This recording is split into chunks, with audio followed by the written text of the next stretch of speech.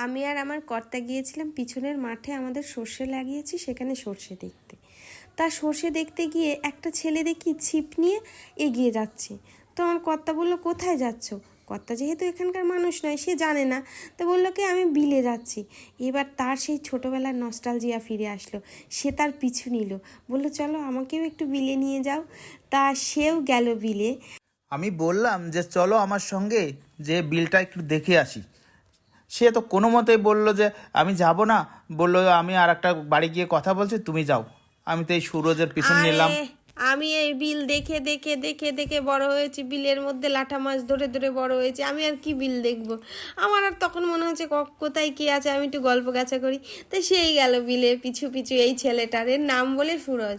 সে একটা বড়শি নিয়ে ছুটেছে, আর সে চারও নিয়েছে, কি জানেন তো, কেঁচো। আমি দেখতে পেয়েছি কেঁচোগুলো ফুটিয়ে ফুটিয়ে মাছ ধরবে। ওর তাই কত প্ল্যান! কেঁচো দিয়ে আগের দিন চার বানিয়েছে, সেখানে জায়গাটা ছোট করেছে। আর কেঁচো ধরতেও হয়, জানো তো, খুঁজে খুঁজে কেঁচো ধরতেও হয়। তারপরে না কেঁচোগুলো মাছ পেয়েছিল ওখান থেকে। হ্যাঁ, একদম প্রথমে একটা ছোট্ট একটা পুঁটি পেয়েছিল, সেটা বোন হিসেবে প্রণাম টনাম করে ব্যাগে রেখেছে।